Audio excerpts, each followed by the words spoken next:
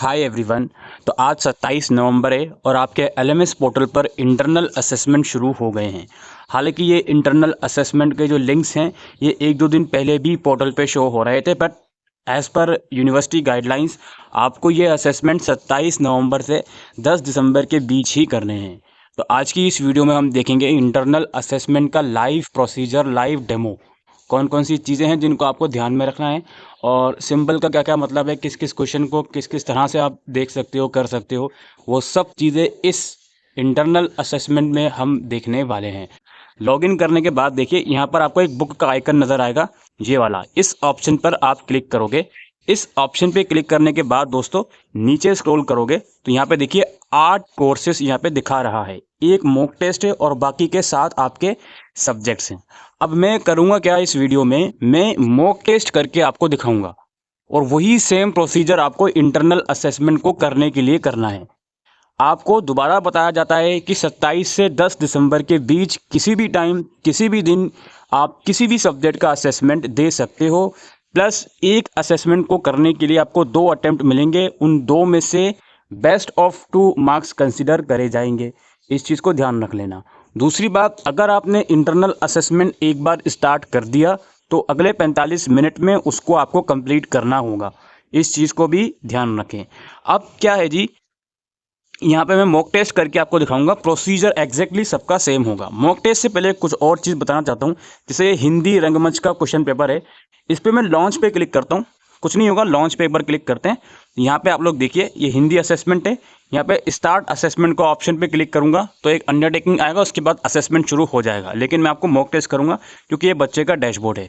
और यहाँ पर देखिए अटेम्प्ट लिखा हुआ है 0/2, यानी कि 2 में से अभी तक इसने एक भी अटेम्प्ट नहीं करा बच्चे ने। इसका सिंपल सा ये मतलब है। एक और बच्चों की क्वेरी ये आएगी कि मैक्सिमम सब्जेक्ट्स में ये जो स्टार्ट डेट और एंड डेट है, ये इसमें बहुत बच्चे कन्फ्यूज़न करेंगे। मतलब है ही ये कन्फ्यूज़न होने वाली बात। क्यों? क्योंकि यहाँ पर कायदे से 10 दिसंबर होना चाहिए था और यहाँ पर 27 नवंबर होना चाहिए था। एक आधा सब्जेक्ट में डेट सेम है लेकिन मैक्सिमम सब्जेक्ट में डेट गलत है। तो अब क्या करें सर जी? कुछ मत करो, इन डेट्स को इग्नोर करो बिल्कुल। बस ये समझ लो कि 10 दिसंबर से पहले पहले या 10 दिसंबर रात 11 बजे से पहले पहले सारे असेसमेंट आपको करने ही हैं। That's it. इतना आप समझ लो, अपने माइंड में ये चीज़ फिट कर लो। यहाँ पर डेट गलत आ रही है तो प्लीज़ इसको इग्नोर कीजिए। हो सकता है ये डेट सही हो जाए अगले 1-2 दिनों में। ठीक है, अब मैं वापसी बैक आ जाता हूँ और ये जो मॉक टेस्ट है इस पर मैं लॉन्च पे क्लिक करता हूँ।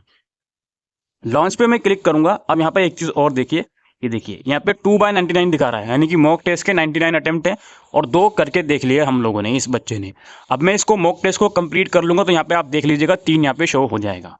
ठीक है, डेट को अगेन आप इग्नोर कीजिए। अब आप ये समझ लीजिए कि इस वक्त आपके सब्जेक्ट का असेसमेंट मैंने खोला हुआ है। अब सारा प्रोसीजर इसके बाद का सेम ही है, बस फ़र्क इतना सा है कि मॉक टेस्ट में सिर्फ 5 क्वेश्चन हैं, क्योंकि वो एक्चुअल में सिर्फ पोर्टल से अवेयर करने के लिए आपको बनाया गया है। तो मैं यहाँ पर स्टार्ट असेसमेंट पे क्लिक करता हूँ, दोबारा क्लिक करता हूँ। वो जो पहले वाला पोर्टल था वो मुझसे बाय मिस्टेक सबमिट हो गया, तो यहाँ पे 3 आ गया लिखा हुआ। अब मैं दोबारा क्लिक करता हूँ तो यहाँ पे देखिए 4 आ जाएगा।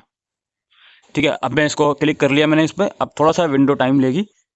अब यहाँ देखिए अगला स्टेप में आपसे कुछ चीज़ें पढ़वाई जाएंगी। भाई ये सब चीज़ें पढ़ लो कि 45 मिनट का टेस्ट होगा। टेस्ट स्टार्ट करते ही आपका टाइमर शुरू हो जाएगा। मैं इन सब चीज़ों को नहीं पढ़ रहा हूँ बिकॉज मैं प्रैक्टिकली आपको करके दिखाऊंगा। मैंने इस पर क्लिक किया अंडरटेकिंग पे और I am ready to begin पे मैंने क्लिक किया। उसके बाद नेक्स्ट विंडो, अब आप देखिए यहाँ पर सबसे पहले टाइमर ये आपका शुरू हो जाएगा। ये रहा आपका टाइमर जो यहाँ पे आपको दिख रहा है टॉप राइट कॉर्नर में, 44 मिनट 50 सेकेंड। यहाँ देखिए क्वेश्चंस दिखाएगा मेरे को। ठीक है, अभी मैं इसको मोबाइल फ़ोन में कन्वर्ट कर लेता हूँ। देखिए ये क्वेश्चन नंबर 1 है, इंडिया की कैपिटल क्या है? दिल्ली। ठीक है, मैंने क्लिक कर लिया। क्वेश्चन को अटेम्प्ट कैसे करना है? आंसर पे क्लिक कर दो, सही आंसर क्या है। फिर ये ग्रीन कलर के ऑप्शन में सेव और नेक्स्ट का जो ऑप्शन है यहाँ क्लिक कर दो। ठीक है, ये मैंने क्लिक कर दिया, ये क्वेश्चन सेव हो गया। अब दूसरा क्वेश्चन क्या है? Who is the father of our nation? तो इस पर मैं क्लिक कर दूंगा कुछ भी, ये मैंने क्लिक कर दिया। अब इसको क्लिक करने के बाद एक चीज़ याद रखना, जब तक आपके सारे क्वेश्चंस आपने अटेम्प्ट नहीं कर लिए तब तक इस सबमिट वाले ऑप्शन पर आप क्लिक नहीं करोगे। That's it. आप क्वेश्चन कर लिया, उसको सेव करना है तो यहाँ पे सेव और नेक्स्ट पर ही आप क्लिक करोगे। इस चीज़ को ध्यान में रखिए। अगर कोई क्वेश्चन आपके समझ में नहीं आ रहा, वो आपको छोड़ना है, तो आप उस क्वेश्चन को बिना अटेम्प्ट करे इस क्वेश्चन प्लेट में नेक्स्ट क्वेश्चन पर जा सकते हो।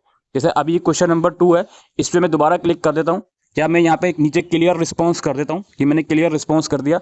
तो ये देखिए क्वेश्चन 2 अब अटेम्प्ट नहीं है। अब मुझे ये क्वेश्चन 2 आता नहीं है तो मैं 3 पे क्लिक कर दूंगा तो मैं 3 पे डायरेक्टली पहुंच गया। क्वेश्चन 2 रेड मार्क है, इसका मतलब क्या है भाई, ये क्वेश्चन मैंने अटेम्प्ट किया नहीं है। क्वेश्चन 1 ग्रीन मार्क है, इसका मतलब ये है कि ये क्वेश्चन मैंने अटेम्प्ट कर लिया है। अब क्वेश्चन नंबर 3 आ गया। अब क्वेश्चन नंबर 3 में क्या है जी, मैं ये समझ पा रहा हूँ कि यार इसमें मैं क्वेश्चन इसका अटेम्प्ट तो कर रहा हूँ लेकिन थोड़ा सा मुझे डाउट भी है। तो मैं क्या करूँगा, डियर पे क्लिक करूँगा और यहाँ पे एक ऑप्शन है mark for review and next, ये हाइड हो जाता है, ये रहा ऑप्शन। इस पर मैं क्लिक करूँगा, इस पर मैंने क्लिक कर लिया तो ये कुछ इस तरीके का मार्क हो जाएगा। क्वेश्चन मैंने करा है ये, लेकिन रिव्यू के लिए भी डाला है।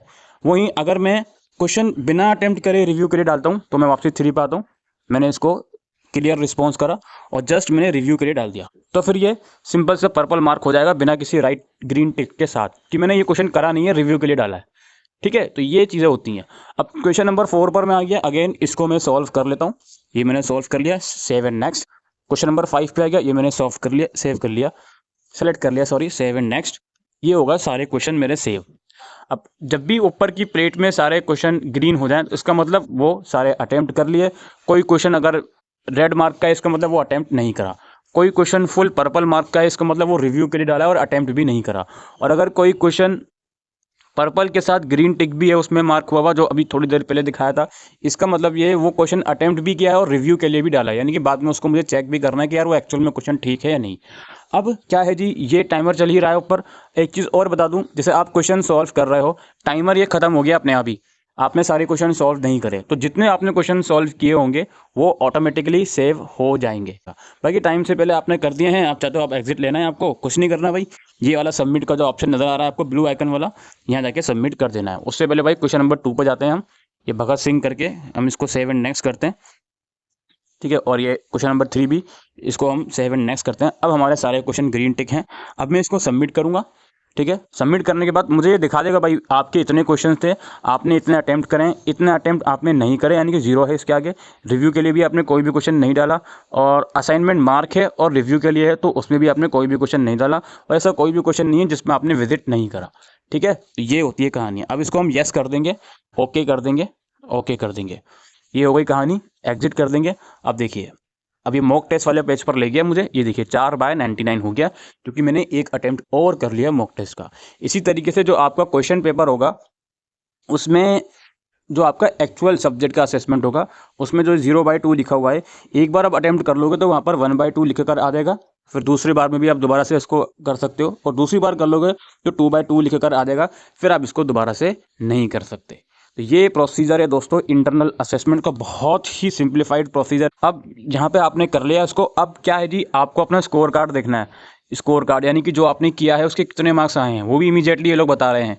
ये देखिए, ये मैं अटेम्प्ट पे क्लिक करूँगा, ये मेरा 4th अटेम्प्ट था, तो 4th अटेम्प्ट का देखिए मैंने शुरुआत इतने बजे से करी, ख़त्म इतने बजे करा मैंने। टोटल मार्क्स मेरे 2 हैं, यानी कि 5 में से 2 ही क्वेश्चन मैंने ठीक करे हैं मॉक टेस्ट में।